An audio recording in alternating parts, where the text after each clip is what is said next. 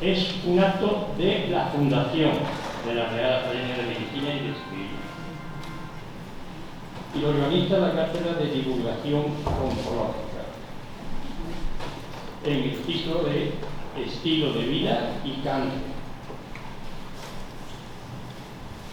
Yo soy el vicepresidente de la Academia. El presidente no está, entonces yo presido y me acompaña en la mesa el doctor Virizuela, que es director de la Cátedra de Divulgación Oncológica, y como tío Fernando Romero, que es decano del Colegio Científico, que está aquí.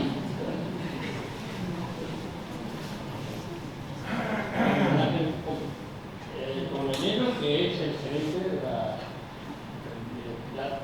Hospital Virgen Magdalena, donde yo me estuve.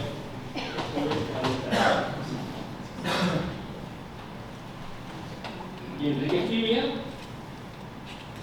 amigo mío, y casi familia, que es miembro de la Junta Provincial de la AEC.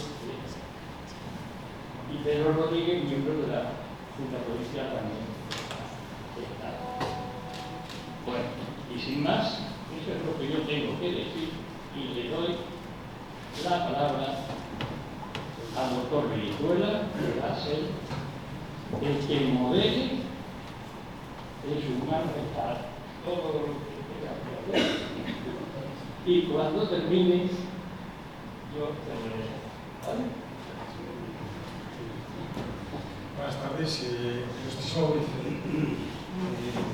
vicepresidente de la Academia de Medicina, ilustrísimos y excelentísimos miembros de esa mesa, académicos y académicos, ilustrísimos académicos de la Real Academia de Medicina de Sevilla, ilustrísimos académicos correspondientes, señoras, y sobre todo me gustaría agradecer, dar la bienvenida a muchos voluntarios que hay aquí, muchos estudiantes que hay aquí, muchas gracias. Como sabéis muchos de vosotros, en esta cátedra, que nuestro objetivo fue hace 2 años, por un mandato, entre comillas, de la Academia de Medicina, pues crear una cátedra de divulgación oncológica, cuyo objetivo claramente es formación, información y, en definitiva, prevención. O sea, el objetivo es, y no solamente que estuviera dentro de esta sala, sino que realmente pudiéramos, en un momento determinado, pues, llevar toda esta formación e información al público en general. Es verdad que por hoy el público en general son ustedes, se está grabando la sesión, tenemos una biblioteca muy interesante de cosas que ha habido, o actos que ha habido, pero es verdad que en el futuro queremos darle todavía un empujón mucho mayor para que pueda ser unas sesiones que sean trasladables, digamos, que se puedan ver online, de forma inmediata. Queremos cambiar también un poco el formato, para que sea un formato de alguna manera que llegue a todos ustedes y a todas las personas que por un motivo u otro no pueden venir, pero que sí les gustaría tener esa ilusión por informarse, y en definitiva, por la prevención. La idea de esta sesión, igual que las que hemos tenido hasta ahora, es, como he dicho, va desde aspectos del diagnóstico precoz, aspectos del tratamiento, aspectos de los largos supervivientes, y sobre todo queremos que vaya un aspecto de formación e información, como decía antes, en definitiva la prevención.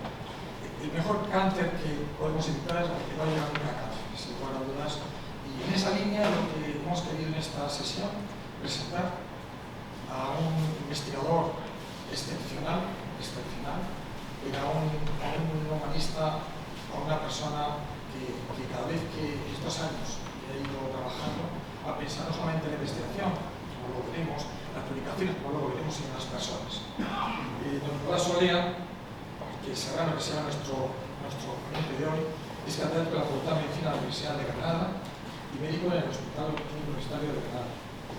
Licenciado en Medicina en los 70, doctor en Medicina al inicio de los 80, y luego, pues tuvo un postdoc espectacular, estuvo 2 años en el Hospital Jules Bordet de Hospital de Cáncer de Mama de Bruselas, y como fellow con una beca Fulbright del año 87 al año 90 en Estados Unidos, en Clubs University. Y además fue becario en esa época donde ser becario era un horror, ¿no? Porque se tenía al extranjero, pasar hambre, casi, no hay pasar sed, pero pasar hambre seguro, que quede claro, y de verdad con un valor impresionante. A su vuelta, en el año 96, fue director del Departamento de Radiología de la Universidad de Granada, entre el 2009, en 1996 catedrático, entre el 2009 y el 2017, director del Departamento de Radiología de la Universidad de Granada y director del Instituto de Investigación Biosanitaria de Granada entre el 2011 y 2018. Actualmente es líder de un grupo multidisciplinar de estudio del medio ambiente y la salud humana, con especial atención a los contaminantes químicos, con actividad hormonal y el cáncer hormonal del ambiente.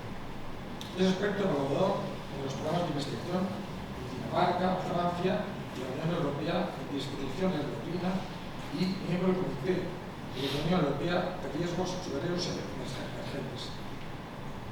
Ha dirigido 53 tesis doctorales, es autor de más de 300 trabajos científicos con una citación publicada de más de 27.000. Y yo creo que ahora mismo pues, me gustaría acabar con una idea. Nos va a transmitir, ya veréis, va a ser desde el punto de vista, digamos, grandísimo que os ha traído a este ponente a esta reunión. Pero sobre todo vais a ver que hay un investigador que no ha habido más que la investigación, no, hay para la investigación y para las personas. Y siempre depende de cada trabajo, como podéis verlo cuando lo presente, de las publicaciones, y no de investigación, no de personas. En ese sentido, creo que ese humanismo que ahora tanto se pide a los médicos, se pide a la sanidad, lo ha vivido desde hace mucho tiempo, de una manera de ser un investigador básico, clínico, y en ese sentido, pues yo solamente tengo nada más que para agradecer a Nicolás su presencia aquí, y sin más, muchas gracias. Gracias.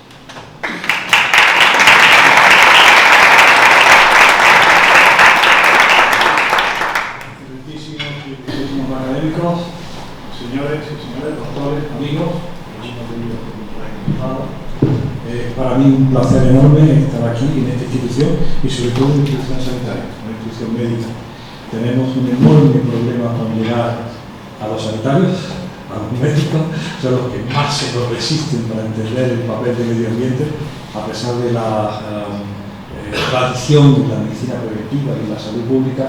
Está claro que los clínicos de día a día, los oncólogos, los especialistas, tienen que incorporar muchos de los conceptos que nosotros venimos presentando durante años con ciertas dificultades, pero que tengo que comentar que, por ejemplo, la Sociedad Española de Endocrinología y Nutrición, una de las sociedades más potentes de la clínica, entre sus grupos de trabajo, que no son más de 6 o 7, diagnóstico con la imagen y otras cosas, ha incorporado un grupo nuevo que se llama Endocrinología y Medio Ambiente. Cuando hablaba con la presidencia de la sociedad, me decía, qué bien, vamos a poder dar consejos a los pacientes sobre los factores ambientales. Yo le decía, no, es más, vamos a enseñar a los especialistas en endocrinología el peso que tiene el medio ambiente en lo que ellos vienen tratando perfectamente y entendiendo durante años. Muy bien, sin más preámbulos, paso a ver, agradezco a la academia este ratito, esta charla que vamos a tener hoy. El tema que traté con el profesor era el papel de los contaminantes químicos en la etiología del cáncer. Nos parecía que era un título suficientemente amplio y que daba suficiente espacio para los temas que vamos a hablar de prevención. Lo que voy a presentar ya está parado. Siempre que hago mi conferencia digo, cuando vayan ustedes en mayo a la declaración de la renta firme y dirán, tío, otra vez que sablazo, eso me lo he comido yo en nombre de todos, ¿no? Porque la financiación que hemos recibido siempre ha sido pública y competitiva. Y por eso le agradezco al Instituto, a la Ciencia de Epidemiología, al Grupo Alimenta, que comparto con la doctora Sabela Zorrillo, al Grupo GEMASEL de Medio Ambiente, al Proyecto Europeo PARC, al Proyecto Europeo Human Biomonitoring, a la Cohorte de Infancia y Medio Ambiente, 3.600 madres y sus retoños seguidos durante 24 años, españolitos nacidos en Asturias, Guipúzcoa, Sabadell, Ribera del Ebro, Menorca, Valencia y Granada, que han sido para nosotros pues, una fuente importantísima de información de exposición y, por supuesto, a los programas de la Unión Europea de la atmósfera. El contenido de la presentación son los antecedentes, la definición de esa palabra que ya va siendo popular, disrupción endocrina, escenarios de exposición, efectos sobre la salud humana, que hemos aprendido en estos casi 30 años desde que se enunció la hipótesis, algo sobre cáncer de mama y unas conclusiones. Esto es una grata sorpresa. El 31 de diciembre del año 24, por fin decidió la Unión Europea prohibir el plástico interior de las latas de conserva. Fijaros, publicamos nuestro primer trabajo sobre contaminantes en el líquido de cobertura, que es como se llama el liquidillo de las latas, en el año 95. Han sido necesarios 30 años para que se proceda a la disminución de los niveles máximos de ingesta de 4 microgramos por kilo de peso corporal y día a 0,2 nanogramos por kilo y día. Una reducción de 20.000 veces que hace que el bisfenol A ya no pueda estar en la lata de conserva. Pero 30 años significa, y Pablo hemos hablado tú y yo muchas veces, 30 años de exposición, que ha estado la población expuesta, cada vez que tomamos latita de atún o de guisantes, a compuestos químicos hormonal-intestinos asociados con el déficit de atención, con la hiperactividad, con el cáncer de mama, con la infertilidad, con la obesidad, con la diabetes. Hemos estado dosificados en cada latita con un poco de hormona, pensando que no iba a pasar nada. Claro que ha pasado. Gran problema, y esa es la denuncia que hacemos, es que nadie está dispuesto ni a pagar el daño causado, ni a repararlo, ni siquiera a identificarlo. Gracias a nuestros trabajos se prohibieron los biberones de policarbonato con los que hemos alimentado a nuestros niños hasta el año 2011, los biberones más habituales de plástico que parecían inertes, cada vez que se liberan bisfenol A, y se prohibieron radicalmente el 30 de junio del 2011 para proteger la salud de los niños. Para todo eso, BPA free, libre de BPA. Ahora queda que prohíban el biberón de los mayores. A las botellas estas invertidas, yo tengo unas fotos preciosas de cuando vengo o venía a la sede del Servicio Andaluz de Salud de la Consejería en la Avenida de la Constitución, enfrente de la Catedral, y me citaban en el mes de julio y veía el camioncito de las botellas en la puerta a punto de hervir, y digo, esto es un experimento controlado. Esto es alimentar a los funcionarios con una botella de policarbonato caliente a 60 grados al sol, es como hacer un experimento. Pero bueno, parecería que esto ya va a cambiar y que las botellas ya no son de policarbonato, han cambiado en el tamaño y en la forma y ahora son de polietileno tereftalado, de PET. Gracias a nuestras publicaciones prohibieron el papel térmico, el que te daban en los supermercados o en las cajas, en un papel térmico que no necesita impresora, es nada más que una cabeza caliente que pasa e imprime el precio de la factura. Ese papel que era rico en bisfenol A está prohibido desde el año 20, cuando en pleno COVID. Desafortunadamente, ayer se lo decíamos que en el Ministerio, visitando a la presidenta del Congreso y a los ministerios, no está marcado. En toda Europa, ese papel técnico libre de bisfenol A pone en el reverso BPA free o sans BPA, pero en España la administración no vio necesario anunciarlo. Y decimos, ¿por qué no? Bueno, el caso es que históricamente todo ahora es BPA free. Y volviendo a lo de la lata, comentaba el país hace unos años, unos meses, que hasta el 31 de diciembre del año 2024 había que comer 375 latas de atún para llegar en un día, una sola persona, para llegar al máximo que era permitido de bisfenol A en las latas, y a partir del 1 de enero del año 2025, tomándose una, se pasa 374 veces de la dosis permitida. Es decir, o antes o después algo está mal, y lo que ha resultado esto es el preámbulo, en que nosotros podamos decir sin agobio que todos los niños españoles miran todos los días plástico. Y cuando decimos eso, las madres van corriendo a la escupidera a ver si está el casco del temor. No, no está el casco del temor. Están el bisfenol A, las benzofenonas y todos los compuestos químicos que conocemos muy bien como aditivos del plástico. Eso lo hemos aprendido en estos años, a alguien me preguntó muy agregado en una conferencia, ¿y usted tenía doctor? Pues bien, ya lo sé yo, desde que me analicé el 6 de diciembre del 2020, que junto con Macaco, que también se hizo el análisis de orina, y otro ilustre, todos miramos todos los días lo mismo que nuestros niños, plástico, porque está en la orina de toda la población española. Acabamos el proyecto europeo Human Value Monitoring for You en el año 2023 y el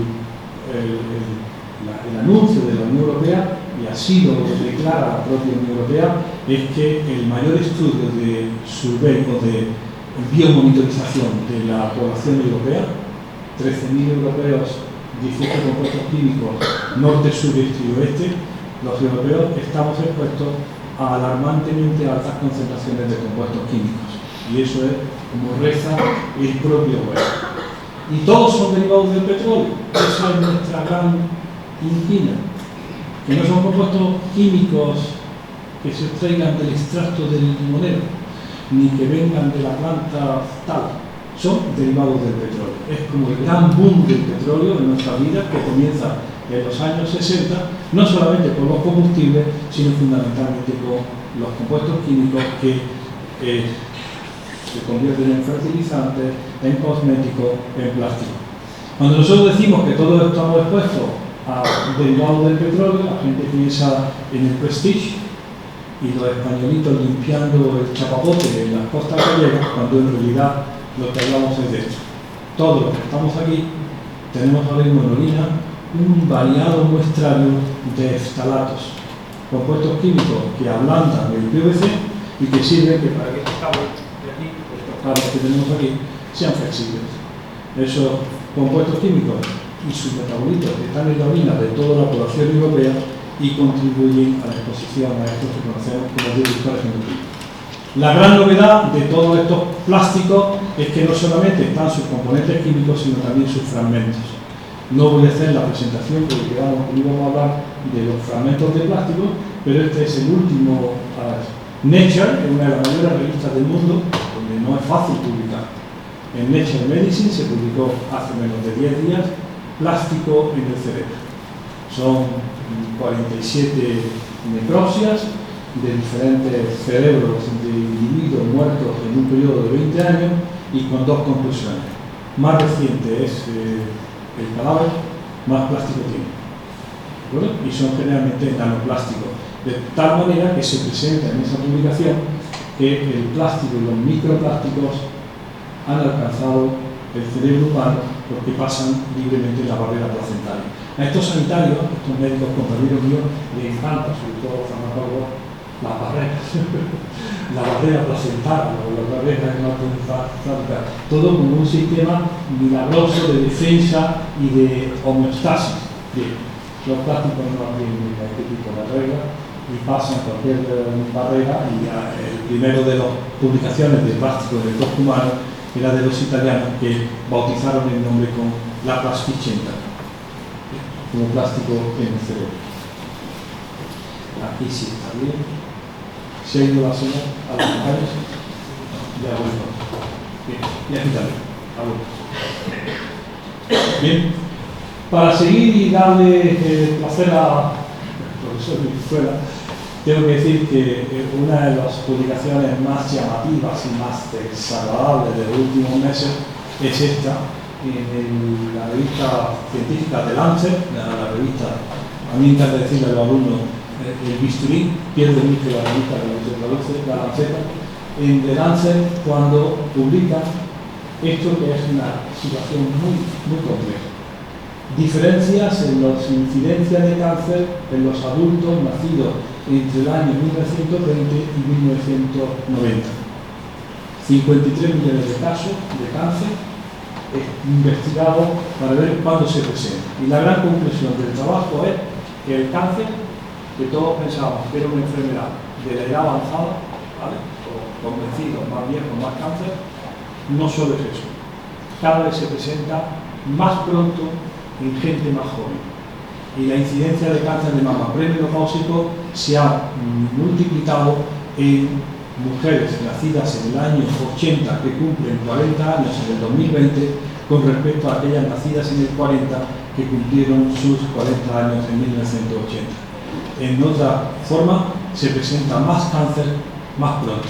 Y los oncólogos no lo dicen, ¿no? Yo cuando acabé la carrera en el 77, cáncer de mama era una mujer añosa que venía con una coliflor en la mama que no se le había enseñado a nadie, no fuera a decirle que aquello era malo. ¿De acuerdo? Y ahora es una mujer de 36 años con un cáncer inflamatorio o metastásico de inicio. Y dicen ellos, esto no lo habíamos visto nunca. Y no está debido a que cada vez seamos más listos y tengamos más medios para diagnosticar y veamos los tumores más pequeños, que muchos de ellos se presentan de la forma mucho más agresiva. Lo que concluye el trabajo de Lancer es que, como genéticamente no hemos cambiado tanto en estos 60 años, probablemente hay factores ambientales y hábitos y exposiciones que sí que han cambiado. Y encaja muy bien en la hipótesis ambiental de esta enfermedad. Por tanto, más cáncer para la generación X, para los millennials y sobre todo, compañeras, a lo mejor hay algunas para la generación Z, que son todos ellos, todos los que tienen menos de 24 años, que son los individuos del siglo XXI que han mamado la exposición al derivado del petróleo desde el vientre materno. Bueno, a nosotros ya nos reímos de las exposiciones que empezaron en los años 60 y 70, pero no aquellos que se han expuesto a través de sus madres desde este sitio. Todo sugiere, como dice el trabajo, y esto es literal, un aumento de la exposición a carcinógenos durante los primeros años de vida y por tanto necesidad de estrategias de intervención, porque Juan, si no hacemos nada, en el año 2050 todo el mundo va a tener cáncer.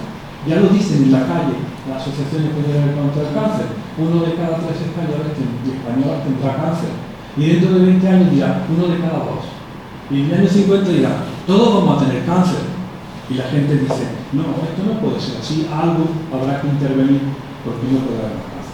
Bien, entonces nosotros aparecemos con una hipótesis ambiental que es la exposición humana a contaminantes químicos que una vez dentro del organismo modifican tus hormonas. Son como hackeadores de la hormona. Y eso es lo que conocemos como disruptores endocrinos. La hipótesis es fundamentalmente ambiental. No sé si habéis oído yo ya estaba hablando en Guipúzcoa y están todos muy preocupados porque los de Plencia, del Instituto Marino, acaban de descubrir un lenguado intersexual. ¿De acuerdo? Bueno, llevan 23 años descritos en Cataluña y en el País Vasco, peces que aparentemente son hembras, pero genotípicamente son machos. Y es un problema de intersexualidad, o en este caso se llama intersex. ¿Bien? Y está muy vinculado a la exposición acuática, a contaminantes químicos, unas veces de la industria química y otras veces, profesores de farmacología, de la industria farmacéutica, ¿no? Porque orinamos ibuprofeno, hay unas publicaciones preciosas del río Guadalquivir a su paso por Sevilla, que cuando uno ve lo que tiene de antidepresivo, de antirreumático y de agentes de cardiología, que uno dice, esto sí que son aguas medicinales, no aguas medicinales. Es decir, darse un buche en el Guadalquivir a su paso por Sevilla sirve para todo, porque hay residuos de todo lo que los analistas hemos meado desde el Beretta. No solo es que estamos empeñados que el Guadalquivir nace CO2, pero bueno, desde la forma hasta aquí. ¿Cómo son los mensajes o qué es lo que ocurre con estos contaminantes químicos? Pues miren, no hay más de 50 hormonas. ¿Recuerdo? Los mensajeros químicos están muy estudiados. A mí me encanta la hormona tiroidea porque tiene mi tesis en cáncer de tiroides en el año 79 y desde entonces me gusta la hormona tiroidea. La hormona tiroidea es un artefacto. Son 2 fenoles químicos con 4 yodos. Eso no existe en la naturaleza, eso es un auténtico compuesto químico de diseño. Es un auténtico. Hay que ir a la playa a cargarse de yodo para poder sintetizar la hormona tiroidea. Y esa hormona tiroidea es la misma en la tortuga, que en la mujer, que en los anfibios. De hecho, el mecanismo que todos conocemos de cuando éramos niños, de la metamorfosis de la rana, está liderada por un chute de hormona tiroidea que sufre la larva o el aguajo. Pues bien, esos mensajeros son pocos, no más de 50, pero hay, compañeras, 348.000 compuestos químicos de síntesis, reconoce la Unión Europea en el mercado. 348.000, de los cuales unos 140.000 son de uso habitual. Una mujer española utiliza 14 cosméticos y productos de cuidado personal al día. La media de formulación son 38 componentes. Todas las mañanas te formula 474 compuestos químicos, con la esperanza de que aquello sea bueno. ¿De acuerdo? Sin que nadie haya investigado si el efecto combinado de todos ellos es bueno o malo. Bien, voy a ir un ejemplo. El bisfenol A de los envases alimentarios, el triclosan, que es un perfecto reductor endocrino libreo de la pasta de dientes de esta mañana, pendiente de ser prohibido en los próximos años, ya han vendido bastante. Los polibromados retardantes de la llama que están en el tejido adiposo de todos los españoles, los estalatos que están en la orina de todos los niños, las benzofenolas, que es tan maravilloso para la protección del sol, pero que es un reductor endocrino muy importante. Y así los alquífenos, los parabenos o los perfurados. Es decir, con 145.000 compuestos químicos de síntesis sin parangón en la naturaleza, pues estamos expuestos y tenemos en orina muchos de ellos. Los escenarios de exposición son fundamentalmente alimentos, bebida y agua, nos preocupamos por la calidad de los alimentos, los productos de cuidado personal y los cosméticos, los objetos de consumo, el hogar, el armario. No voy a tener ocasión de hablar del interior de la casa, pero en nuestras últimas 3 publicaciones se llama el indoor. El interior de la casa lo llamamos el indoor. Entonces viene la rumba en mi casa, yo estoy limpiando, la paro por el pasillo y digo, para, ¿y qué lleva ahí? Y lleva un calcetín. Ella siempre encuentra un calcetín debajo de la cama, pero después una bola inmensa, gris, que hemos analizado que tiene todos los contaminantes químicos de los cosméticos y de los textiles. Eso, compañera, no existía hace 50 años. Hace 50 años había polvo, había ácaros, restos vegetales y algunas cosas, pero ahora es fundamentalmente química derivada del petróleo. De tal manera que la gran recomendación inmediata es airea. Si tu casa no tiene, tu calle no tiene mucho tráfico, lo mejor que puedes hacer es sacar la química de tu casa, aireando, ventilando, y deja de barrer. Lo que hay que hacer es comprarse una aspiradora, aspirar y sacarlo fuera, ¿no? Porque hay que sacar el polvo, el interior de la casa, y lo peor de todo es que te preñan y va a tener un niño, y entonces va a Ikea y le compran la casa, y viene alguien y dice, ¿cómo huele a nuevo? Y lo que huele a formaldehído, a resinas epoxi y a toda la química de lo que se ha convertido en la nueva casa. Bien. Actividades recreativas, esperando un hijo y el medio sanitario. En el libro Libérate de tóxicos hicimos una guía para prevenir todo esto. Hay lecturas recomendadas si alguien quiere llevarse un disgusto. El cóctel tóxico de la directora del Museo de Ciencias Naturales de París, que habla del efecto combinado. Un pediatra de Manhattan que ha escrito un libro que es un bestseller que se llama Más enfermos, más gordos, más pobres, y que es un retrato de la infancia de los niños en Estados Unidos. Más enfermos, más gordos, más pobres. Esa es la idea de la infancia. Y el último de Shanna Swan sobre la cuenta atrás, que está dedicado a la pésima calidad climática de los occidentales, fundamentalmente de los europeos. Yo sí te digo, pero en la academia, que cuando yo acabé la carrera, un compañero mío se casó de penalti. No sé si sabes lo que es eso, ¿no? Casarse de penalti. Porque en 2 veces, 3 veces se preñaba la novia. Digo, vale, que para preñar a la esposa o a la compañera hay que jugar el primer tiempo, jugar el segundo tiempo y la prórroga. Y a ver si después de 2 años y medio consigue embarazar. Dice, tío, que de verdad nadie va a denunciar la pérdida de la fecundidad. Todo va a ser que la mujer está retrasando el embarazo. Pero está clarísimo. Hay un problema enorme en calidad espermática y un problema enorme en ovario poliquístico, en endometriosis, en enfermedades hormonales vinculadas a la fecundidad. Abre los ojos. No sigas diciendo que la solución son las clínicas de fertilización, porque ese es el último de los casos. Mira a ver qué está pasando con la calidad espermática. Los efectos para la salud humana de los reductores endocrinos pues están aquí: los problemas tiroideos, obesidad, diabetes, retraso en el crecimiento intrauterino, cáncer de próstata, cáncer de mama, bajo contagio climático, pubertad precoz. Todo eso lo hemos estudiado y hemos publicado. Quiero llamar la atención sobre tiroides. A ver, compañeros, han conseguido estos señores de la clínica que la hormona tiroidea sea la 5ª medicina más vendida en España con receta, después de los 4 analgésicos, el Adido, el Nolotil y no sé quién más, y la 4ª es el Eutiox.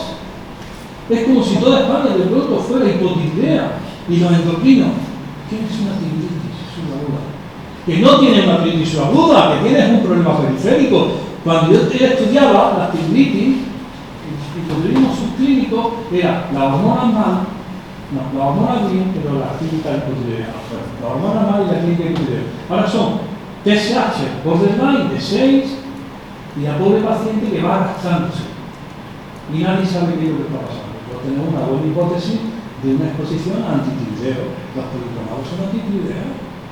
En todos los animales. A ver, las ranas en Estados Unidos tienen un problema enorme. Le salen, no se le cae la cola y le salen 3 patas.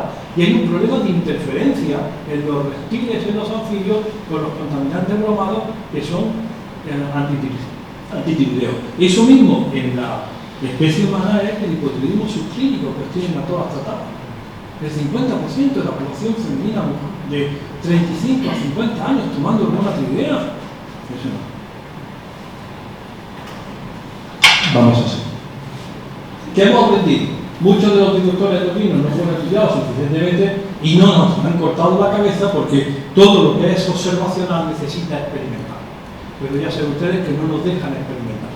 Yo digo, desde que se murió del bigote, ya no nos dejan experimentar nada. Pero hicimos el experimento.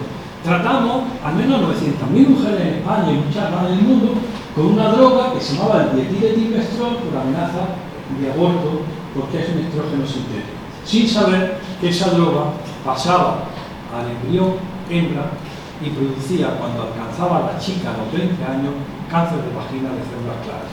Es lo que se llama la desgracia del dietiletimestrol.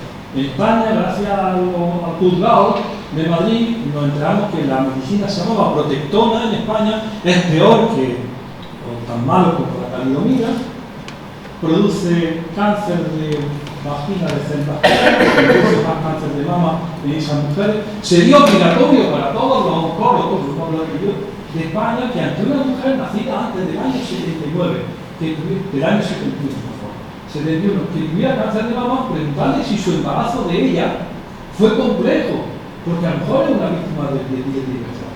Hay causales en Italia, en Francia, en Estados Unidos, en todos los países, menos en España, que no se vio conveniente estudiar, me dicen los ginecólogos. Decía mi profesor de ginecología, que se lo diera, oiga, los chicos nacían más gorditos. Pero Vicente, pero si produce cáncer de vagina y cáncer de mama, ahí, para enterarse de qué pasó con el dietiletimestrol en España, hay que irse a la Audiencia Nacional y tirar del hilo de las denuncias, ¿no?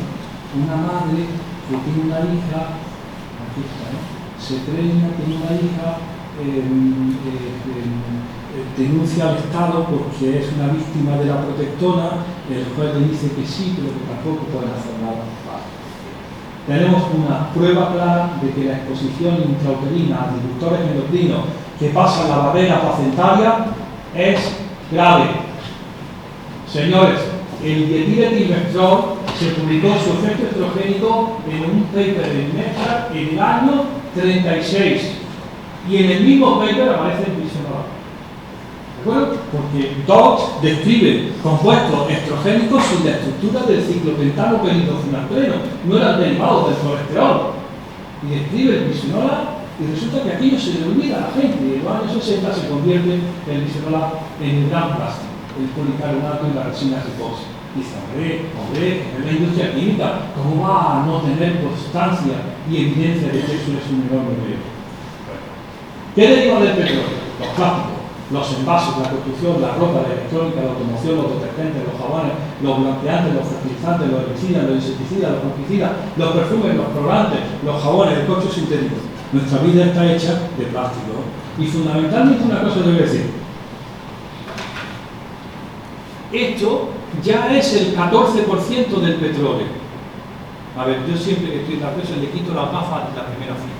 Y digo, estas gafas, estos cristales, ¿de qué son? Ya sabemos todos que son de plástico, son de policarbonato. Lo hace el SABIC en Cartagena, no en Cartagena, sino en Murcia. Y ese policarbonato bifocal puede costar 400 euros. Y digo, yo tengo un pozo de petróleo. ¿En qué soy radiólogo? Yo tengo un pozo de petróleo. ¿Qué quiero hacer? Barriles de Brent a $73 el barril para que tú lo quemes. o gafas de policarbonato que valen 400 euros. Sería el primero que diría, pero tío, dejar de quemar petróleo, si voy a hacer plástico. Digo que se va a hacer plástico. Nos va a plastificar. Cuando uno ve las previsiones de Europa del crecimiento del mundo de los derivados del petróleo, fundamentalmente del plástico, es la gran inversión, ¿no? Cuando antes no existía. Si tenéis ocasión, por favor, no lo de aquí, veis la película El Graduado. ¿Os acordáis? Hay una escena en que está el joven graduado en la piscina de su casa y todos los amigos del padre le van proponiendo negocios. Y se lleva al graduado a una esquina y le dice: escúchame, Benjamín, una palabra que voy a decir. El graduado es del 68. Plastics. Piensa en plásticos. Es el futuro. Y le da la clave. Me fui al libreto y en la novela original no lo dice, pero el director ya mete la señal. El plástico va a ser el futuro. Pero ya no es el futuro, ¿no? Ya está. ¿Qué nos vamos a decir? Que la fuente de exposición es universal e inadvertida, ¿de acuerdo? Esto es los residuos en alimentos por los pesticidas. Y cuando nos dicen, pero Nico, esto ya está superado, pero si no, digo, vamos a ver, somos los campeones de Europa en pesticidas, consumimos 79 millones de kilos, 79.000 toneladas, 79 millones de kilos de pesticidas, tocamos 2 kilos por persona, y el 50% se aplica en el 4% de la superficie del país, se lo comen los murcianos, los valencianos, los almerienses, los granadinos. Esto es, entonces nosotros publicamos esto de las cohortes técnicas, que son los niveles de pesticidas en los niños. Por ejemplo, en la columna de la derecha en verde, el nivel del metabolito del clorpirifos, muy rico para las naranjas porque mata no sé qué bicho, en los niños de 9 a 10 años en la Comunidad Valenciana. Que el 83% de los niños valencianos de 10 años mean todos los días clorpirifos. Y le dice a la administración, pero esto ¿quién lo ha consentido? Que tú me has dicho que todo estaba bajo control y los niños están mirando ese cóctel de pesticidas. Lo publicamos en revistas internacionales que parece que nadie se lee, se asocia con un adelanto de la pubertad en las niñas, con un retraso de la pubertad en los niños y con problemas tiroideos. Y cuando ya nos quedamos solos, porque parece que somos nosotros los únicos que lo publican, aprovechando el proyecto europeo que acabó en el 23, Human Biomonitoring, que muestrea y compara las orinas de niños y padres y madres de España, Hungría, Chequia, Letonia y Holanda, para 2.088 muestras de orina, 1.050 participantes, padres e hijos, nos enteramos que el valor medio de pesticida es de 7. En España, 7 pesticidas en orina, en padres, madres y sus hijos, y que ese que da 13 también es españolito. Y va al Ministerio de Sanidad, se le enseña al nuevo director general, dice, esto nunca debería haber pasado. Esto quien lo controla. Y nos dice, mira a la derecha y dice, los de la transición ecológica. Y dice los de la transición ecológica. Nosotros no. Y entonces mira a la izquierda, los de AESAN, los de la Agencia Española de Seguridad Alimentaria. Nadie. Tan duro es que el Ministerio de Agricultura, que está enfrente del de Sanidad, no se habla. Es como si estuvieran en dos países distintos. No tienen relación, no va nadie y cruza la calle, el paseo del Prado, porque está pasando el pueblo. Porque una cosa es el valor económico que tiene la producción agroalimentaria convencional en España, y otra cosa es que los españoles tienen más pesticidas que nadie en Europa. Claro, con 79 millones de kilos miraremos todos pesticidas. Los efectos de la exposición, ya lo hemos publicado en castellano, porque parece que los pediatras no leían el inglés, y hemos hecho una revisión de doctores endocrinos en pediatría, y nos encontramos con cosas tan graves como esta, del Monde, de hace menos de hace 6 meses, de una florista que denuncia al Estado francés porque ha muerto su hija de leucemia con 11 años. Y ella es vendedora de flores. Y la administración entiende que la exposición durante el embarazo y la lactancia de su hija a los pesticidas de la flor cortada es causa suficiente para la leucemia de esa niña. Y empiezan a reaccionar y se dan cuenta que no solamente hay que ser destripaterrones o estar en un invernadero, es que esos pesticidas llegan a todos los sitios. Aquí está la explicación. Todo es posible y la intervención es factible. De hecho, lo acaba de publicar Luis Domingo, que nos José Luis Domingo, que con una semana de consumo ecológico me hace el 50% menos de pesticidas, porque la gente, y el periodista me habló hace un ratito, decía, pero esto es muy difícil. Digo, que no es difícil, que si pasas de convencional a ecológico dejas de enviar pesticidas. Si entras en tu cocina y tiras el plástico, dejas de enviar bisfenol. ¿Cómo se tira el plástico? Pues tirándolo, porque hay una alternativa de sartenes antiadherentes metálicas, hay una alternativa de instrumentos de la cocina metálicos, de cristal, de cerámica, como había sido hasta hace 10 años, y dejas de enviar plástico. Tan sencillo como eso. Parecería que hay que hacer subirse a Namibia. No, es simplemente decir no, y aprender el consumidor, el ciudadano, a que diga no. Bueno, pasamos más rápido para ir al punto. Bien, esto en mi diapositiva se llama el consumo de frutas y verduras en el mercado en el año 2019 hace. No significa antes de Cristo, es antes de COVID. ¿De acuerdo? Todas mis diapositivas están divididas en hace y desde. En hace antes de COVID, que uno veía los tomates y no eran inofensivos, pero de pronto llega el COVID y nos dicen que esta es la nueva forma de consumo. 6 tomates insípidos, esféricos, en una barqueta de poliestireno, envueltas en un film de polietileno, en una bolsa de polipropileno que tú arrancas en un carrito de policarbonato. El que vende plástico ha hecho el agosto, te lo ha metido por todos sitios. No hay ni un solo servicio de salud pública de toda España que haya dicho que eso era conveniente. Pero sí el del mercado. He dicho, esto es mucho más higiénico. Llévate a tu casa. Teníamos un día que hacer un movimiento ciudadano.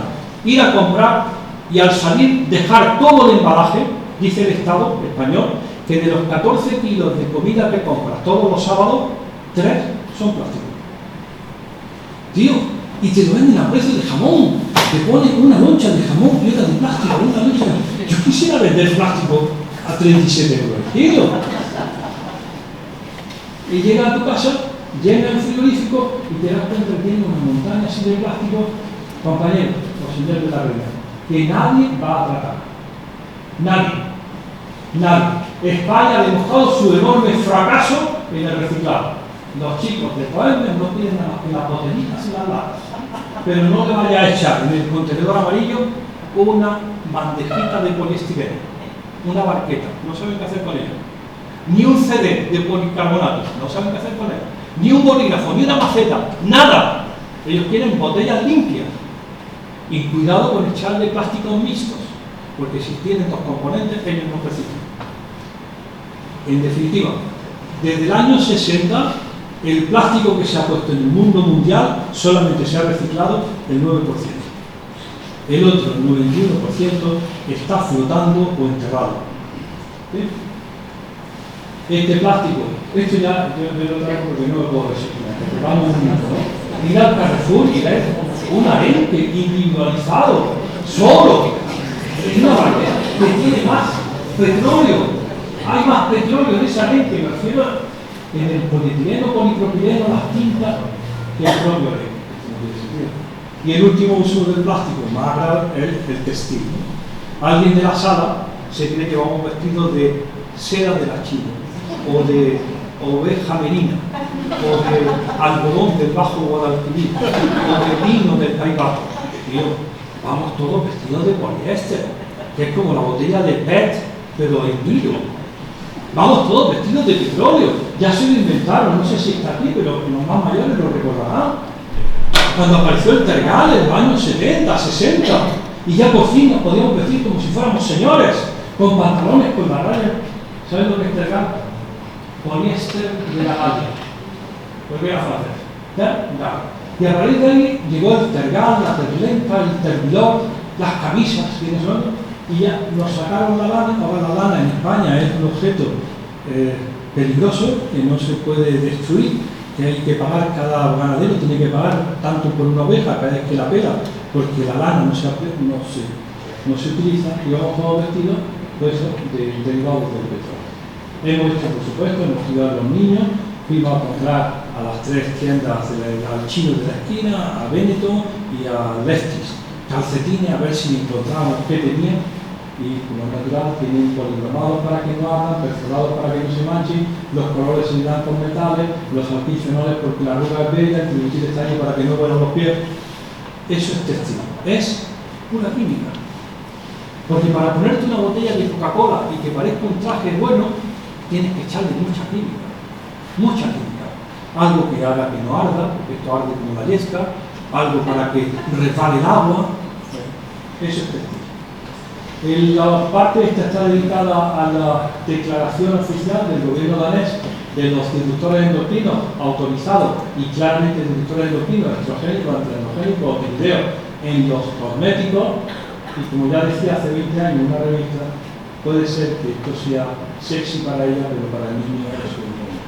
Y por ejemplo, una de las últimas prohibiciones de la Unión Europea, la purpurina, adoradora de la señorita Pepis. La purpurina es veneno. La purpurina es, que alguien quiere ver cómo es un microplástico PET de diseño, que vea la purpurina, que eran microplásticos diseñados para, ahora ya no se llama purpurina, se llama glitter. Muy bien. Desde el 25 de septiembre del 2023 se han prohibido los microplásticos en los cosméticos, en todas sus formas, en las fragancias, en los detergentes, en los ablandadores, en los suavizantes de la ropa, en la purpurina, en los fertilizantes, en los productos de protección de las plantas, en los juguetes, en las medicinas y en los instrumentos médicos, porque están contaminando a las personas con microplásticos de diseño. Por supuesto, tenemos 9 papers de la exposición a productos de cuidado personal y endometriosis, que nadie ha leído, no había leído nadie, ni siquiera los ginecólogos, y tenemos una espina clavada en el corazón que es el plástico y el medio sanitario. Esto es una de las mejores publicaciones. Nos fuimos a la unidad de cuidados intensivos pediátricos de neonatos de muy bajo peso, menos de 18 kilos, y estudiamos durante un año a ver cómo se exponían las criaturas al plástico.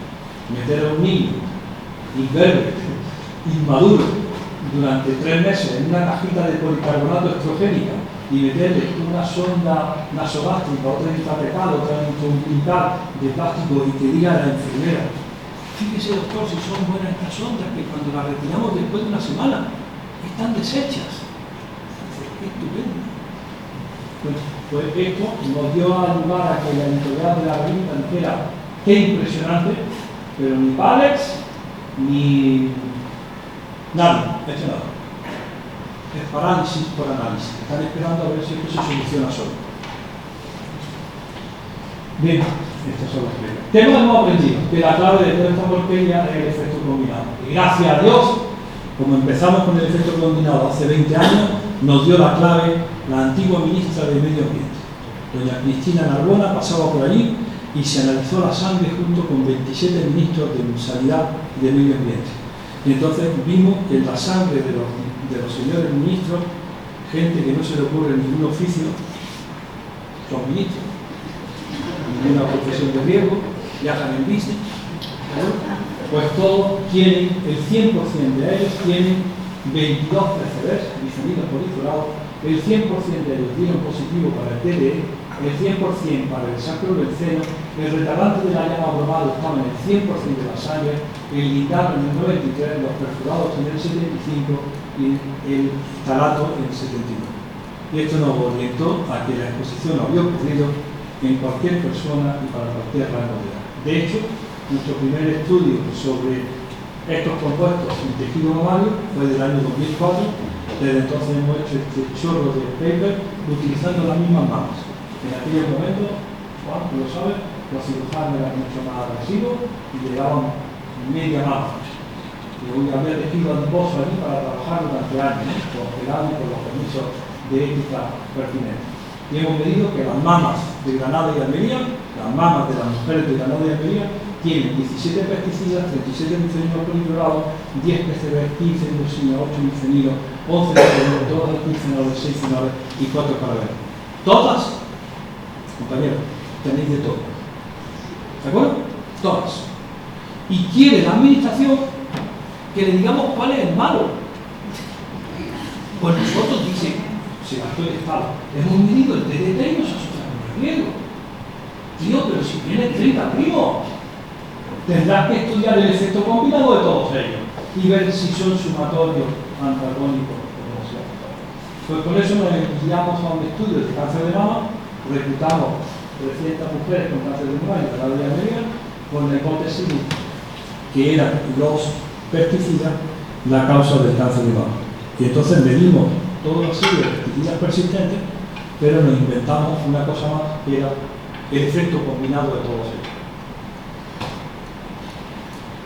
Para hacer la historia corta, los pesticidas a la población no profesionalmente expuesta vienen fundamentalmente de la dieta. Ha habido un cambio enorme en los compuestos químicos que se están utilizando.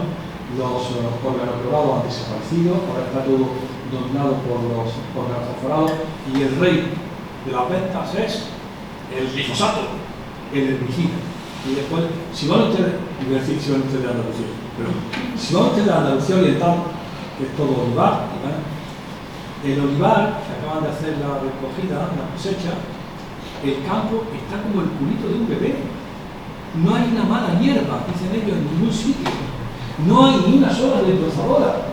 Está 12 millones de kilos de glifosato se han vendido en España para dejar el olivar liso, para que las aceitunas no se mueven.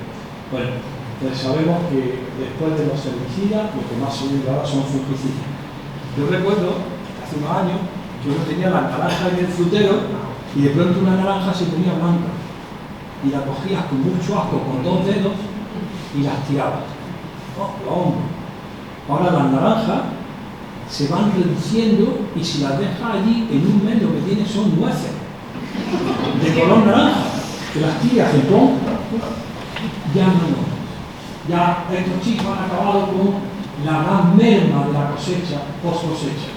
Así está que después de la herbicida lo más vendido en España son fungicidas, porque lo que perdían post cosecha era impresionante. La mayor parte de los pesticidas son antiandrogénicos. Esta es la venta de pesticidas en Europa, que nos dijeron que habían caído dramáticamente. El matemático de la casa me dice, no, corrige el eje de la ordenada. Esta es la gran caída de la venta de pesticidas en Europa. Y con un país como España que consume 79 millones de kilos. Somos, después de Brasil, Estados Unidos, Indonesia, Argentina, China y la República Rusa, la Federación Rusa, a Canadá y España con 76.000 toneladas, el país primero que sigue Francia. Este es el verdadero. Y la Unión Europea pierde el culo, como le digo, prohibiendo pesticidas. Hay 600 y cada año cae uno. En el año 18 cayó el dinglón, altamente tóxico, disruptor endocrino, el nonilfenol, un coadyuvante en el 19, el clorpirifos en el 20, el mancozeb en el 21 y así uno detrás de otro. Uno por año. Los 600 que tenéis nos van a dar las uvas antes de que esto se acabe. Bueno, nos interesa el residuo, que está aquí, me voy a pasar, pero fundamentalmente vuelvo a que los alimentos de producción convencional que contienen residuos químicos intencionales y contaminantes. Ya estoy en la recta final. Nosotros nos unimos a la hipótesis de la exposición y decidimos explorar en un marcador cuáles son los factores de riesgo para cáncer de mama. El factor de riesgo para cáncer de mama, la edad, mayor riesgo, género, femenino sobre masculino, los antecedentes familiares, los genes, la edad del primer embarazo, protege el embarazo antes de los 19 años, la menarquia temprana, es un factor de riesgo, la menopausia tardía, la falta de ejercicio físico, el sobrepeso. Muchos de esos factores de riesgo están aquí resumidos con un puzzle enorme, que son por la exposición estrogénica, menarquia temprana, menopausia tardía, sobrepeso, falta de ejercicio físico, consumo de alcohol, terapia hormonal sustitutiva y género. Pero nosotros manejamos la figurita de la exposición a contaminantes ambientales. Hacemos nuestro estudio, a ver, está aquí, ahí está, y establecemos unos riesgos para cada uno de los factores de casos y controles estudiados en Granada y en Madrid. Nos sale que el mayor factor de riesgo de cáncer de mama en Granada es estudios universitarios. Nosotros que queríamos que el mayor factor de riesgo era trabajar en el campo sacando papas, resulta que el mayor factor de riesgo es estudio universitario. El segundo es los antecedentes familiares Y el tercero, el efecto combinado de toda la porquería que tienes acumulada en la mama. Ni uno solo de los contaminantes químicos significó un riesgo, pero el efecto estrogénico de todos ellos, lo que llamamos nosotros la carga estrogénica, sí que lo es. Pero teníamos que responder por qué los estudios universitarios de la Universidad de Granada son un factor de riesgo. La rectora que estaba en ese momento nos dice que, hombre, está bien que habléis más del agua, que habléis más del plástico, pero también de la universidad, y vamos a ver. Fíjense, factores universitarios, estudios universitarios, es un fenotipo que diferencia a la mujer que ha renunciado a los 4 factores principales de protección: tener el primer hijo antes de los 19 años, acumular 36 meses de lactancia o tener más de 5 embarazos. Y cuando uno intenta ver por qué preñarse a los 19 años, dar el pecho hasta hartarte y tener 5 hijos te protege de cáncer de mama, nos vamos a los libros de texto y nos tienen que preguntar a los alumnos. Y siguen repitiendo lo mismo. Los alumnos de cuarto siguen. Es que la transformación temprana de los fluidos mamarios durante el embarazo lo hace resistente a la carcinogénesis. Es como cualquier milagro, es que se lo creen de verdad. No hay ninguna evidencia. Nosotros tenemos una evidencia clarísima. Antes te quites la porquería de encima, mejor para ti. Con 5 embarazos y 36 meses de lactancia te quedas limpia como una patena. ¿De acuerdo? De sustancias químicas hormonalmente activas que están acumuladas en tu tejido adiposo. Eso es imposible. Empezamos a estudiarlo, a ver por qué preñarte antes de los 19 años, dar 40 meses de lactancia y tener 5 hijos te deja limpia. Tu riesgo disminuye enormemente. Pero, entre otras causas, por la verdad, fundamentalmente porque te limpia. Antes te quites de medio compuestos hormonalmente activos que están actuando in situ, mejor para ti. Lo publicamos así, en este caso, pero nos quedamos tan tranquilos y empezamos a ver qué es lo que pasa. Y resulta que ese efecto combinado es muy alto, ese efecto combinado en las mujeres que no han tenido hijos, en las mujeres que han retrasado la maternidad o en las mujeres que no han dado lactancia. Y eso es un factor de riesgo para cáncer de mama. Así lo hemos publicado, así lo vamos viendo, a ver qué pasa. Pero bueno, inmediatamente viene el presidente quisquilloso de primera fila y dice, pero hombre, si está hablando de limpieza, será una transferencia al niño. Nos vamos a los textos del año 60 y dicen, sí, el primer hijo, el primogénito, yo soy el quinto. El primogénito se lleva el 65% de la porquería que tiene la madre. Es decir, el primogénito limpia a la madre, pero muy bien limpia. Imagínense un primogénito de una madre de 36 años. Imagínense el hecho del retraso del embarazo a los 39 años. Significa llevarte 39 años de exposición. ¿Qué te creas? Aquí va a estar la Virgen de los Remedios para limpiarte. Entonces, tenemos un nuevo problema. No es un problema de cambio de hábitos. No es un problema de nuevo demonizar a la mujer porque ha cambiado su hábito reproductivo. Es la estupidez de una sociedad que ha permitido que eso ocurra. ¿Cómo es posible? Yo tengo una diapositiva que lo voy a enseñar ahora, que es desde Leonardo tenemos el modelo de hombre. ¿Se acuerdan del hombre de Vitruvio? Y tengo una diapositiva magnífica que en lugar del hombre de Vitruvio, el hombre está representado por la Gioconda puesta así. Digo, si en algún momento alguien hubiera dicho que el mejor representante del hombre es la mujer, habría caído en la cuenta de lo donde lo hemos metido, porque la mujer no solamente se expone ella, sino que expone a toda la descendencia. Es la base fundamental, y eso tenemos el caso del director, de que la exposición materno-infantil pues tiene unas consecuencias, porque es no solamente el hijo, sino la transferencia que ocurre a la descendencia, y para eso tenemos 3.600 placentas guardadas en el sótano del hospital clínico. Las 3.600 de las 3.600 madres que dieron a la luz en el estudio Infancia y Medio Ambiente de Guipúzcoa, Ribera del Ebro, Menorca, Sabadell, Valencia y Granada. Y en esas placentas pues hemos hecho, lo he puesto aquí, 31 papers de contaminantes de la placenta. Los químicos nos regañaban porque le dábamos 1 mililitro de suelo. Aquí no puedo analizar nada. Y dijimos un día, si te damos 800 gramos, medio kilo, 1 kilo de persona, le vaya a amputar un brazo. Digo, no, nos vamos a quedar con las placentas. Nos compramos una Turmix industrial, hacemos mousse de placenta y analizamos todo. Está todo, está todo. La placenta lo tiene todo. La placenta no es un filtro, es un cavador. Y como es una transferencia indeseable, en un momento determinado decidimos estudiar qué pasa con la leche materna. Nos fuimos al banco de leche de lactantes del Virgen de la Nieve, que nos seleccionaron voluntarias a 86 madres, de las madres que tienen un niño con 1 año que mama y la madre produce más que la central lechera asturiana y que generosamente lleva un bote cada 2 semanas para alimentar a los niños de muy bajo peso. Y le pedimos permiso de analizar los contaminantes. ¿Qué hay en la leche materna? Todo. El cosmético que ha puesto por la mañana está al mediodía. ¿Alguien pensaba que no iba a ser posible? Pues tenemos como 13 publicaciones de contaminantes en la leche materna. Y es una muy triste experiencia. Esto lo hemos repetido en cáncer de mama otra vez, un estudio nacional, y ahora lo hemos hecho hace menos de 1 año en cáncer de piel. Conclusión.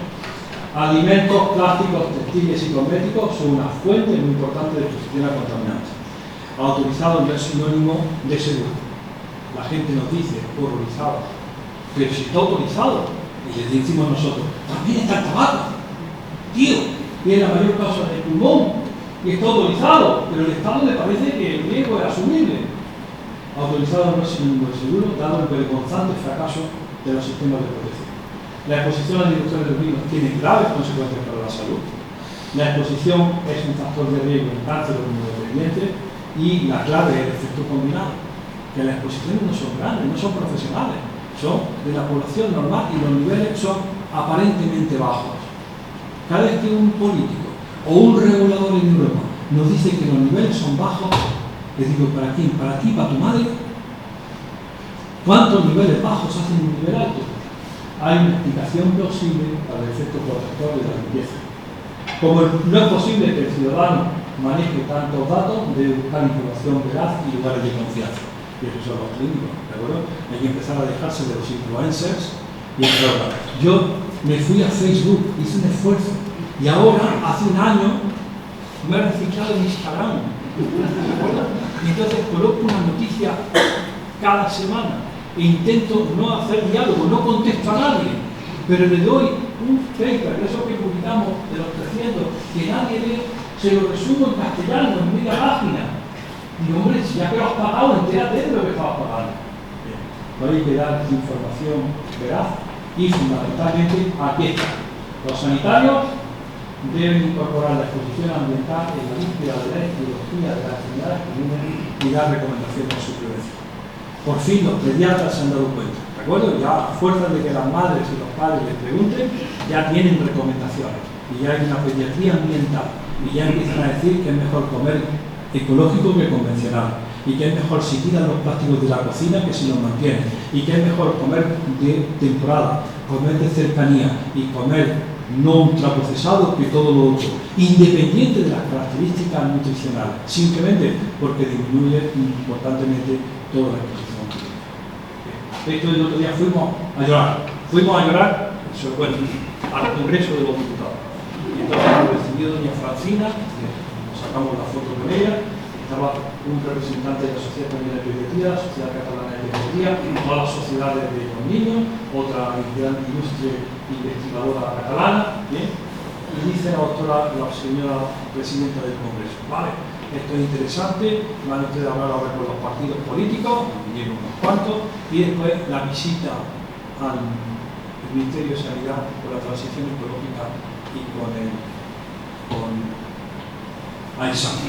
Bueno, el caso es que hicimos una pregunta y nos dicen, bueno, ¿qué les preguntamos? Digo, preguntar quién está controlando que el bisfenol A ya no está en los tickets de caja. Señor director general, ¿quién controla que el bisfenol A no está en los tickets de caja? Y dice el sanidad, esto de transición ecológica, dice, nosotros no. Y dice, pues serán los de AISAN, y dice, nosotros tampoco. Y salimos de allí, de la sección de que nadie lo está controlando. No la sección, la crudeza de que nadie lo está controlando. Viene el periodista, nos pregunta en la puerta y le dice al murciano, el más bestia que yo, ¿no? El murciano, sí, el murciano. ¿Qué le parece una entrevista? Y dice, el pediatra dice, estamos vivos de milagro. Bueno, Antonio, no puede decir eso, no puede acabar una entrevista con la presentación diciendo, estamos vivos de milagro, eso es demasiado deprimente. Pero bueno, el caso es que hicimos la protesta con un documento que se llama Declaración de un futuro sin tos. Bien, y gracias por su atención.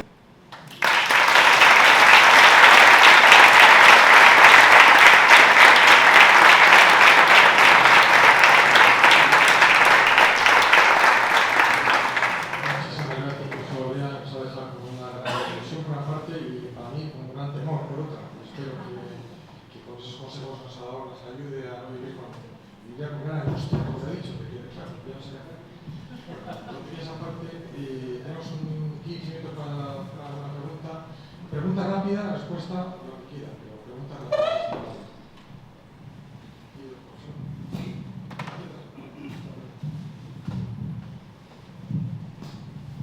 Bueno, en primer lugar, felicitarles por su magnífica conferencia y como ha aludido tanto a la pediatría, y yo como soy pediatra, pues claro, supongo que el niño, que es un organismo en crecimiento y desarrollo, todos estos efectos serán más intensos en él. Mi pregunta concreta es si tiene datos de que el cáncer infantil estos elementos nocivos puede tener una mayor incidencia en la producción de cáncer en niños tipo leucemia o de otro tipo. En niños que tengan una predisposición genética, pues parece que todos los efectos de contaminación, hidrocarburos y tal, pueden tenerlo. Mi pregunta en concreto es que si tiene datos en este sentido. Yo no tengo experiencia en cáncer infantil, desgraciadamente nuestro grupo no tiene experiencia porque no estaba muy bien estudiado o definido los grupos de trabajo en Granada para el cáncer infantil. Y no creo que haya demasiada información. Hay esa sensación de éxito por la eficacia del tratamiento y del cambio radical en los últimos 25 años en cuanto a supervivencia, pero no tenemos demasiado datos. Lo que sí hay un asunto muy interesante, y pasa lo que usted dice, es cómo influyen las exposiciones tempranas en el cáncer en el adulto. No el cáncer infantil, sino cuánto de lo que tú tienes de enfermedad a partir de los 30 años estaba definido por exposiciones tempranas que ocurrieron en el embarazo de la lactancia. Esa forma de imprinting de los años o de las mismas formas que se han adaptado de palabras para definirlo, pero está claro que la exposición durante el embarazo y la lactancia, durante la primera infancia, condiciona enormemente lo que va a ocurrir más adelante en tus riesgos de enfermedad. Ante idénticos individuos con idéntica carga genética, aquellos más expuestos en los momentos críticos tienen más riesgo de enfermedad en el adulto. Y eso es lo que incluso el trabajo que mencionaba de la precocidad y la presentación de cáncer en el adulto, la hipótesis que manejan es que las exposiciones son muy tempranas. Es decir, uno se puede ganar un cáncer fumando todos los días un paquete desde los 16 años hasta los 65, se lo ha ganado a pulso, u otro de las exposiciones tempranas, por ejemplo, el humo pasivo, que ocurrieron en el ambiente de la madre, en el vientre, en la lactancia, y que van a condicionar una aparición de una enfermedad, hipótesis, mucho más temprana, ¿no? Y hay suficiente evidencia como para pensar que las exposiciones tempranas son un problema enorme. Claro. Doctor Díaz.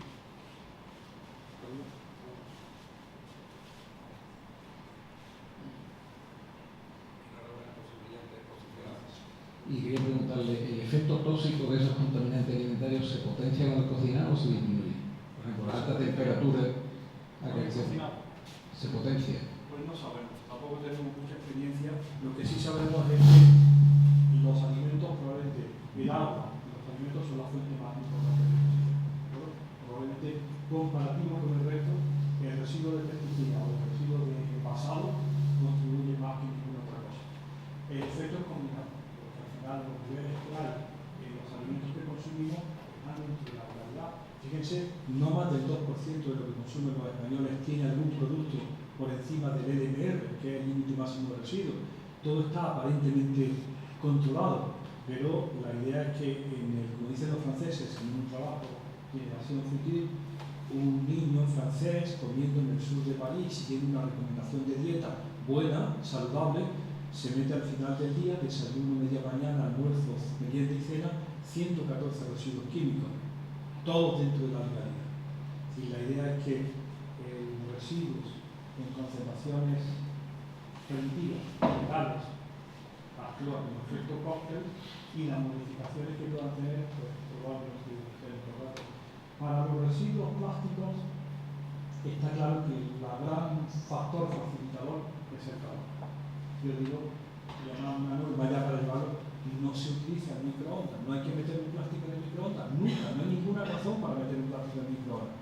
No hay ninguna razón para tener el agua en el frigorífico metida en una botella de plástico que se reutiliza una vez y otra. Para todo ello existe el cristal como alternativa. No hay que llevar al trabajo un tupper con la comida. Hay que llevar un tupper de cristal con una tapadera de plástico, y cuando va a calentarlo se le quita la tapadera de plástico, se le pone un plato y no se calienta el plástico. Porque está claro que donde más cede el plástico no es durante el congelado, pero sí por los fenómenos de alta temperatura, ¿no? Y después, en el caso del bisfenol en las latas, donde más se cede el bisfenol es en el autoclavado. El plástico es aparentemente dinero, pero el fabricante autoclava el material para evitar la contaminación bacteriana, y ahí hay un momento en donde más bisfenol se puede liberar. Así que probablemente la maniobra de calor, de algunas cosas, alguna maniobra física, sí que aumenta el residuo, pero ya no sé cómo afecta a la suya. Realmente es más rígida la legislación española que la de otros países con respecto al... Afortunadamente, bendito sea el día que lo que viven en Europa es la legislación europea. Si hubiéramos confiado en que España hubiera decidido algo, estaríamos todavía discutiendo. Mira que les cuesta trabajo, ¿no? Mira que les cuesta trabajo adaptarlo. Francia prohibió los tickets de caja en el año 2014. Nosotros nos esperamos al 31 de diciembre del 2020, que era el último día. Francia prohibió, compañeros, prohibió el plástico en los comedores infantiles en el año 16. No puede entrar el plástico en ningún comedor infantil, y España sigue viviendo sobre el plástico infantil. Como en el hospital, bandejas de policarbonato que ya van dobladas de las veces que han calentado las lentejas. Después, todo el plástico, esa lujuria del plástico que hay en los hospitales alimentarios. En Francia dijeron, la Asamblea Nacional, por encima de nuestro cadáver, no plástico. También es verdad que ellos tienen el Duradex y el alcohol y todas esas cosas, pero el gran temor que alguien infundió era que si ponía platos de Duradex en el comedor infantil, los platos iban a saltar sobre los niños y iban a seccionar la yugular. No se ha dado ni un solo caso en el mundo de que un plato haya atacado a un niño. Y en cambio decidieron que la mejor alternativa era la vajilla de plástico. Pero es una locura, porque están metiendo un elemento completamente nuevo, perverso, lleno de aditivos, que están presentes en la orina de todo el mundo. Pues respondiendo a su pregunta, afortunadamente somos Europa, y antes o después llega una legislación que es mucho más estricta que en otros países. Afortunadamente, más estricta que en Estados Unidos y mucho más que otros países. Podemos dar con un caso. Muchas gracias.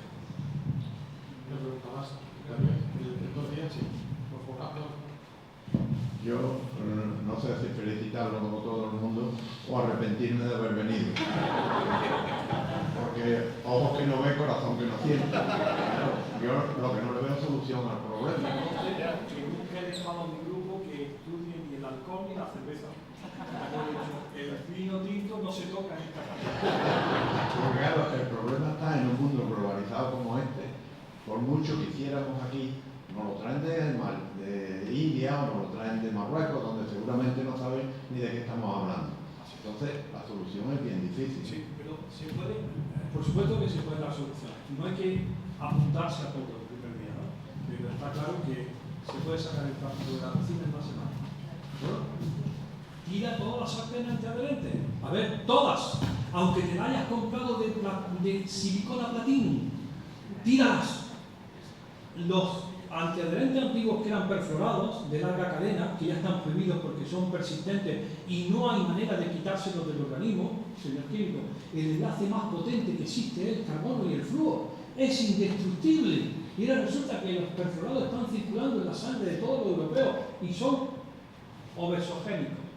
Como dijo muy bien una periodista de un periódico, como los perforados se utilizan en el barniz interior del cartón, en contacto con la comida, les dijo un titular: el envase también engorda. Perfecto. De la comida es. Bien, entonces quitar el plástico de la cocina es sencillísimo. Para todo hay alternativas. Hay cristal, hay metal, hay acero. Se puede hacer el fritillo de las lentejas en la misma olla express, sin tapadera. En la olla express que le heredaste de tu madre, que ya la sigue utilizando, porque ¿cómo vas a tirar 3 kilos de acero, no? Completamente inerte, sin ningún tipo de problema. No hay ninguna otra alternativa. Los elementos de cocina, las siliconas, todo eso, todos los plásticos fuera, en una semana. Y disminuye enormemente. Después, la búsqueda de la alimentación. Los alimentos, si es posible, ecológicos, pero fundamentalmente de temporada y de cercanía. No me digas que te ha ido a los alimentos ecológicos, como el kiwi de Nueva Zelanda, porque la huella de carbono, el impacto ambiental que tiene ese kiwi, que ha hecho 22.000 kilómetros para aliviarse aquí el estreñimiento, es enorme, enorme, enorme. Compra de cercanía, compra de temporada, y si es posible, elimina los ultraprocesados. No nos gustan los ultras, a nada, ¿de acuerdo? Y con eso disminuye la exposición radical. Cosméticos, como no puedes aprenderte la etiqueta, porque es imposible, lo mejor es confiar en alguien, en algún negocio, en alguna peluquería o en algún comerciante que tenga la misma sensibilidad que yo. Y va, y él se lo lee y elige lo que le parece que era lo mejor, disminuye el número de exposición. Sí se puede hacer cosas. Y fundamentalmente, ir comprar a granel, ir al supermercado y no elegir a los otros, comprar cosas que al final que venden no están invitadas. Quiere vender por la gente compra.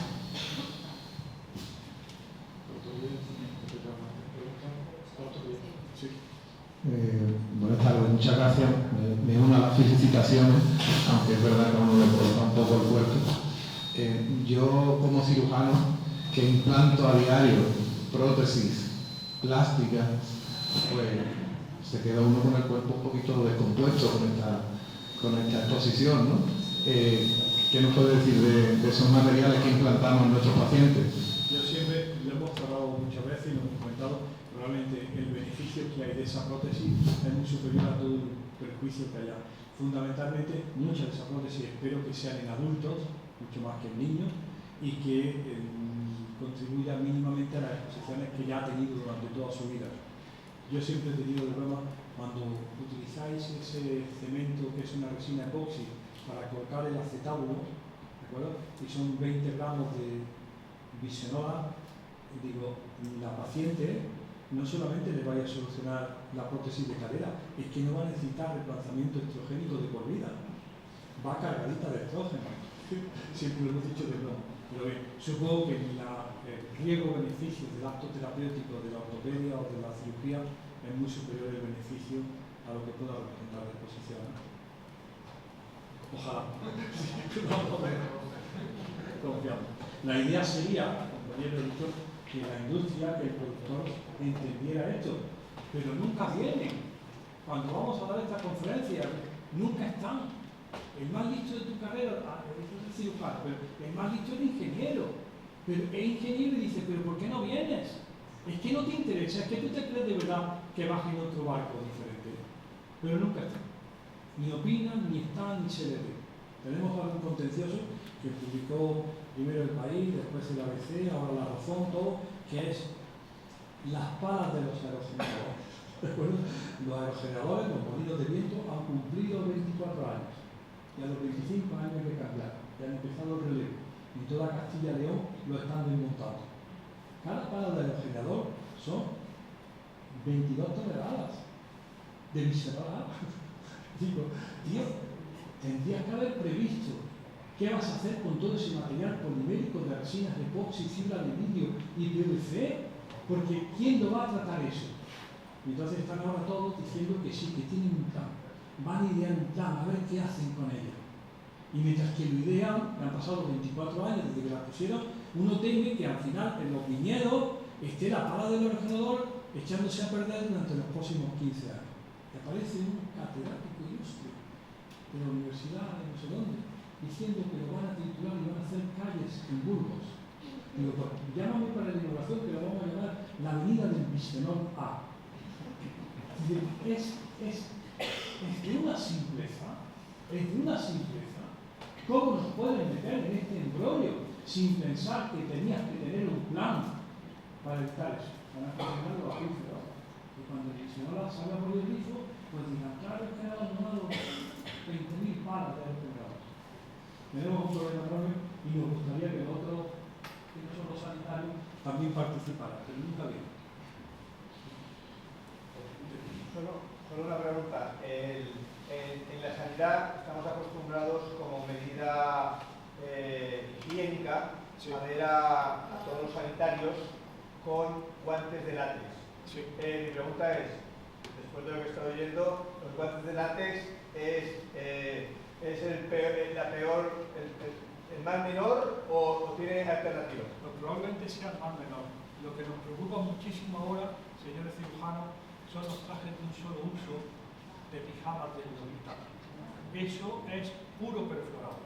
Eso es el tóxico más tóxico que jamás se ha inventado. La Unión Europea se ha rasgado las vestiduras y ha dicho, nos han metido los nada, hay que sacar los perfluorados del medio, los antiadherentes de las sartenes, los compuestos perfluorados en los textiles, el cetresillo que te compraste que ponía una etiqueta antimanchas, todo lo que repele el agua, la grasa o es sintético y no se moja, es perfluorado. Y hay una cantidad de uso de los perfluorados en el material sanitario y fundamentalmente en el propio traje de los sanitarios, de los hospitales. Probablemente es más preocupante los perfluorados del traje que el látex de los guantes. Gracias.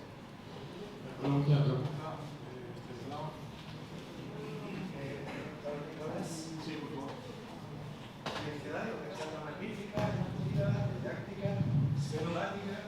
Mira, yo soy Estanislao Martínez, soy doctor en ciencias químicas, especialidad agrícola y ambiental, pero tranquilo, se me olvidó, me hice empresario a lo largo del tiempo.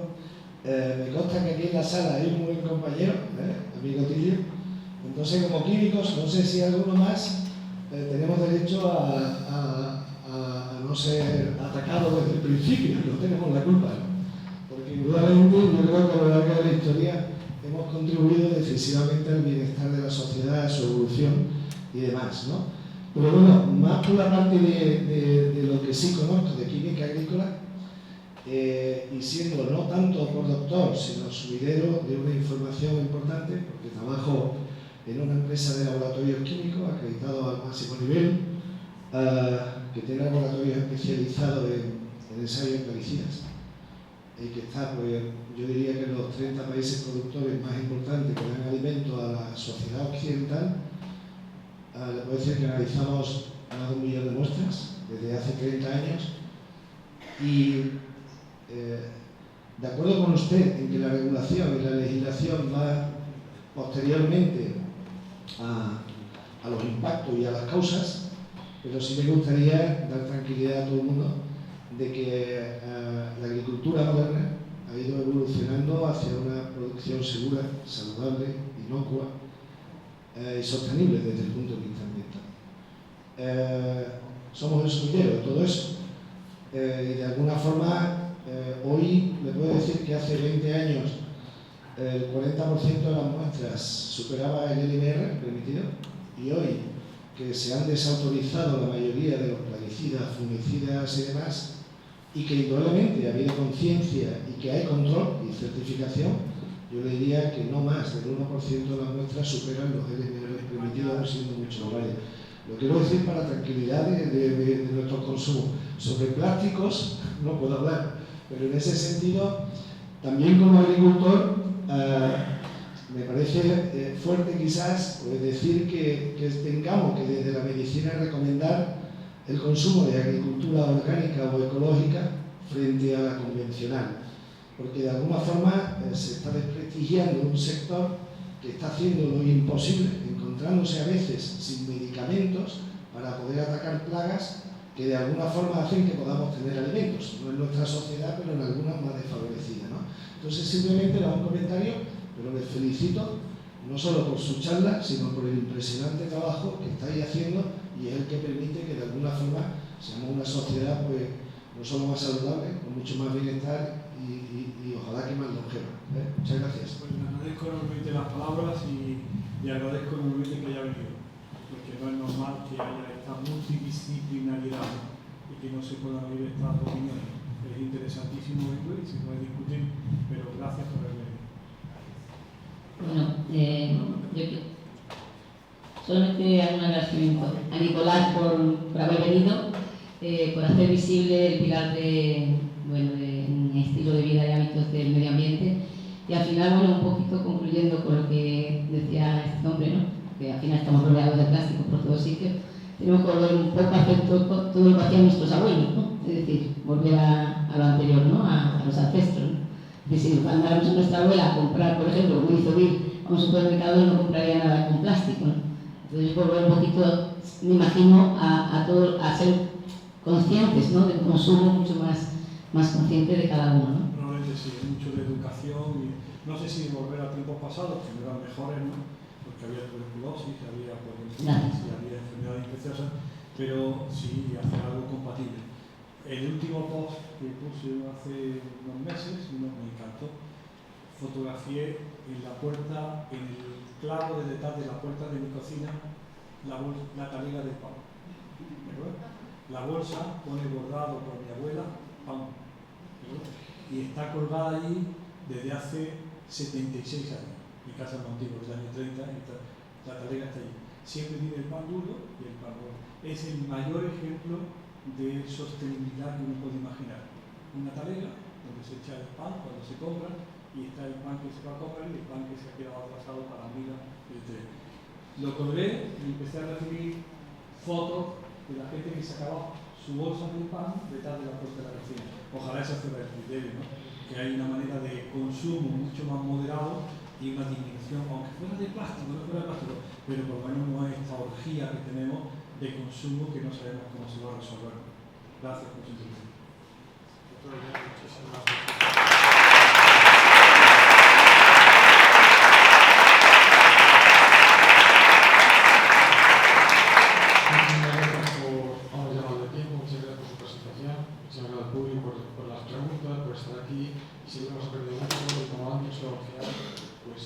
Positivas y somos conscientes de la situación, o tenemos que ser conscientes de la situación para vivir una prevención, como hablaba al principio, esencial desde el punto de vista para evitar enfermedades, en este caso como estamos en un ciclo de estilo de vida y cáncer, que cambie nuestro estilo de vida, que mejore nuestro estilo de vida para que en este caso pues, el cáncer podamos evitarlo. Muchísimas gracias por la oportunidad.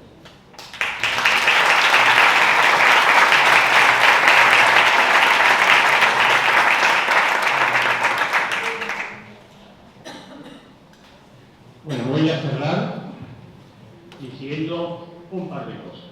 Primero, extraordinariamente inquietante me ha gustado una barbaridad.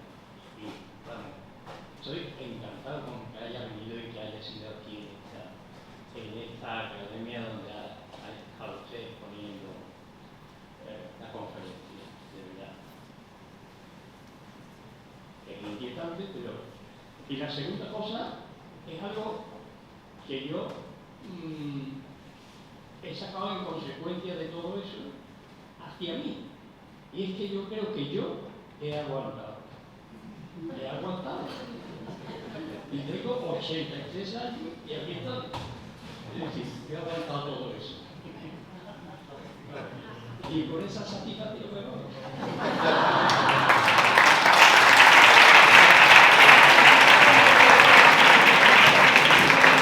Ha terminado el acto, se levanta la sesión.